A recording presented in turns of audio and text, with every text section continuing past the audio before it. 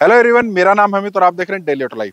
आज हम बात कर रहे हैं टोटली सर्विस के बारे में। ओला की। ओला इलेक्ट्रिक आज के टाइम पर इंडिया में सबसे ज्यादा इलेक्ट्रिक स्कूटर बेच रही है और उसकी वजह से ना जो सर्विस है वो कहीं ना कहीं अफेक्ट कर रही है, क्योंकि नई कंपनी है और इतना ज्यादा ये सर्विस पर ध्यान दे रहे हैं या नहीं दे रहे हैं। मेरे हिसाब से तो नहीं दे रहे हैं। तो बेचने के टाइम पर क्या सर्विस दे रहे हैं, उसके बाद अगर इसमें कोई इशू आ जाता है तब क्या सर्विस दे रहे हैं, एक्सीडेंट होने के बाद जब ये गाड़ी ठीक होने के लिए जाती है, क्लेम हमें लेना होता है, तब क्या सर्विस दे रहे हैं, तीनों मैं एक्सपीरियंस कर चुका हूं। स्टार्टिंग से चलते हैं। अगस्त 2023 में मैंने इस गाड़ी को बुक किया और उसके बाद लगभग एक महीने के बाद सितंबर 2023 में मुझे ये मिल गई। अब उस दौरान क्या कुछ इसका जो एक्सपीरियंस था वो रहा। जब मैंने बुक कराई ना उस टाइम तक बिल्कुल बढ़िया था। जब उनको पैसा लेना है, आपको एक एक चीज की क्लैरिटी वहां पर दिखेगी। एप्लीकेशन से आप ऑनलाइन, आपको ऐसा लगेगा आप कोई वर्ल्ड क्लास जो है ना वो कंपनी से आप अपनी चीज जो है बुक करा रहे हैं। बुकिंग हो गई, आपके पास मैसेज आ गया। अब मैसेज के बाद अब आप ब्लैंक रहेंगे, आपको कुछ नहीं पता लगता कि कब आपका स्कूटर आने वाला है, अब कहाँ पर पहुंच चुके हैं, क्या स्टेटस है, क्या स्टेटस नहीं है, कुछ भी नहीं है। आप उनको कॉल करेंगे तो वो आपको एक ही जवाब दे रहे हैं कि ऐप पर आपको अपडेट हो जाएगा स्कूटर कहाँ है कहाँ नहीं है। तो कोई मतलब नहीं है। आप फोन करके अगर इनके सेंटर पर पूछते हैं जहां से आपको डिलीवरी होनी है, आपको सब कुछ ब्लैंक रहेगा। सबका एक ही जवाब है, आपको ऑनलाइन ऐप पर पता लगेगा, कभी नहीं पता लगता है। फिर डेट जो है बढ़ती चली जाती है। पहले उन्होंने जो डेट दी थी उसके बाद बताया, उन्होंने लगभग मेरे को 12 सितंबर का टाइम दिया था। 12 सितंबर के बाद फिर ये 20 सितंबर हुआ। उसके बाद डेट जो है अक्टूबर की चली गई और अचानक से एक दिन 24 को मेरे पास फोन आया कि आपका स्कूटर जो है आ चुका है। चलो ठीक है, यहाँ तक ठीक है। सर्विस इस बारे में कोई अच्छी नहीं थी, लेकिन जब एक नई चीज आती है, इलेक्ट्रिक नया कॉन्सेप्ट है, तब इसको लेने के लिए गए, मन में उमंग होती है, गए इसको लेने के लिए।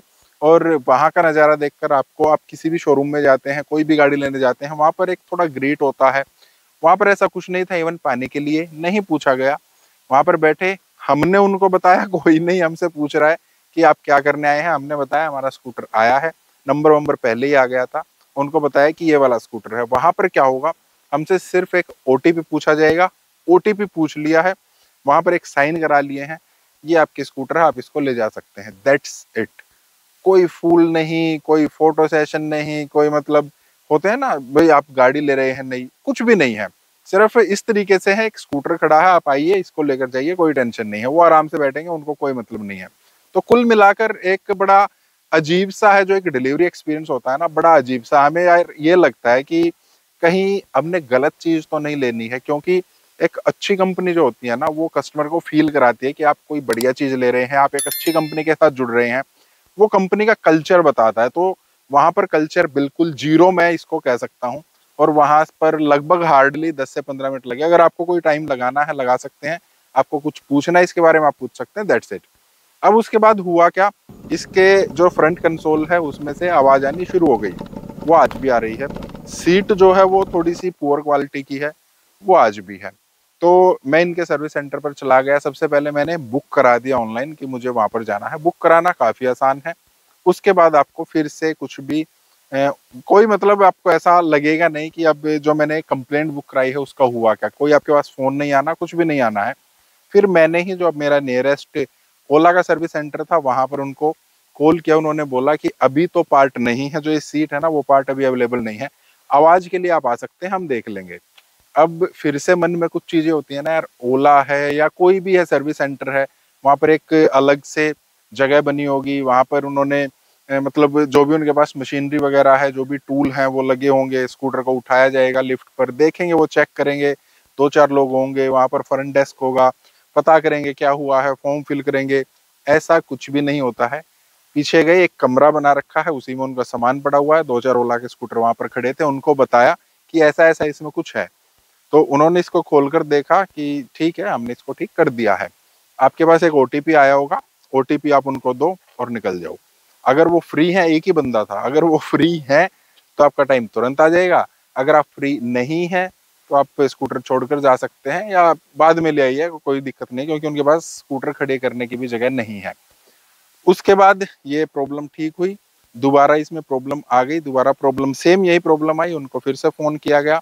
तब उन्होंने मेरे को टाइम दिया 3 दिन के बाद आपको आना पड़ेगा। क्यों? क्योंकि फिलहाल कोई भी बंदा अवेलेबल नहीं है जो आपकी ये प्रॉब्लम को अटेंड करे, क्योंकि एक ही बंदा यहाँ पर है, वो छुट्टी गया हुआ है।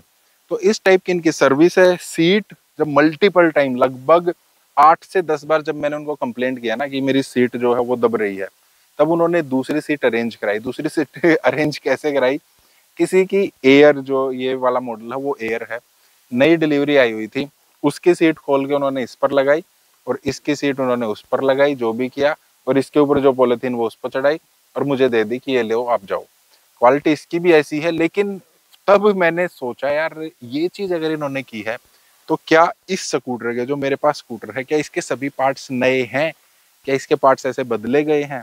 मन में एक शंका आती है कि मतलब इस तरीके से जो वर्ल्ड लेवल की कंपनी बनना चाह रही है वो इस तरीके से बनेगा? या कम से कम ऐसा तो मत करो यार।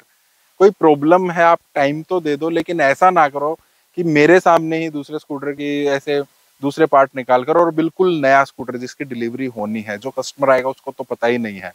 तो कुल मिलाकर जो इसका सर्विस है बेकार है कुल मिलाकर। अब तक जो 2 इंसिडेंट हुए, मतलब एक डिलीवरी वाला एक सर्विस वाला, दोनों बड़े बेकार। फिर आया तीसरा सिस्टम। इस स्कूटर में यहाँ से किसी ने ठोक दिया, इसका थोड़ा एक्सीडेंट हुआ, मैंने क्लेम के लिए उनको बोल दिया। अब इंश्योरेंस ओला से ही मैंने लिया था जब स्टार्टिंग में स्कूटी ली थी, ताकि बाद में कोई प्रॉब्लम ना आए, क्योंकि नई चीजें हैं, बाहर से इंश्योरेंस वगैरह लेना ठीक नहीं है। अब उसके बाद क्या हुआ, मैंने इंटीमेट कर दिया उनको। अब उनको ये ही नहीं पता, मैं डायरेक्ट शोरूम पर पहुंचा, उनको यही नहीं पता है करना क्या है। उन्होंने बोले हमें नहीं पता क्या करना है, आप अंदर सर्विस में बात करो। अब सर्विस वाला जो बंदा था उससे बात की, मेरे को क्या करना है, उन्होंने बोला मुझे नहीं पता क्या करना है, एक नंबर दे रहा हूँ आप उसके बात करो। अब उस पे बात की तो वो बंदा फोन ही नहीं उठा रहा है।